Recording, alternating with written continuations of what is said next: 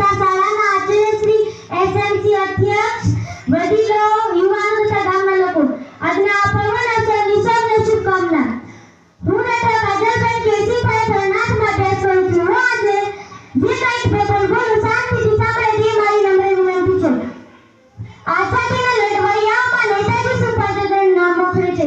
સુભાષચંદ્ર બોઝનો જન્મ કટકના એક સામાન્ય પરિવારમાંથી 23મી જાન્યુઆરી 1887 થયો હતો.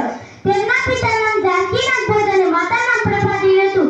તેમના પિતા શિસ્તના આગ્રહી હતા અને તેમના માતા ખૂબ પ્રેમાળ અને ધાર્મિક હતા. સુભાષચંદ્ર પિતા પાસેથી શિસ્ત અને માતા પાસેથી માનસેના પાઠ શીખવા મળ્યા હતા.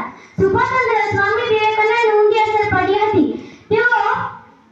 તેઓ માનસેનાને પણ પૂછ્યા સમજતા હતા. સુભાષચંદ્રને અંગ્રેજોની કેટલીક બાબતો ગમતી હતી. તેઓ કહેતા ચૂપચાપ સમય પાલન કામ કરવાથી પ્રગટ વગેરે ઘણું બધું આપણે ઘોડી પ્રજા પાસેથી શીખવા જેવું છે. સુભાષ બાબુએ ઇંગ્લેન્ડ જઈ સારા નંબરે આઈસીએસની પરીક્ષા પાસ કરી.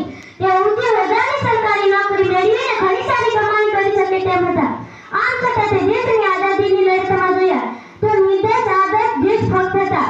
સુભાષ બાબુએ માતૃભૂમિની આઝાદી માટે શસ્ત્રનો ઉપયોગ દ્વારા આંતરિકનો માર્ગ પસંદ કર્યો. ત્યાં તેમને અંગ્રેજ જન્મ પૂર્યા.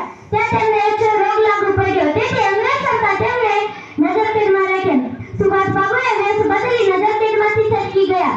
તેઓ અનેક વ્યક્તિ જમણી પહોંચ્યા અને ત્યાંથી જાપાન ગયા. ત્યાં તેમને આઝાદ હિંદ ફૌજની રચના કરી અને ચલો દિલ્હીનું એલાન આપ્યું.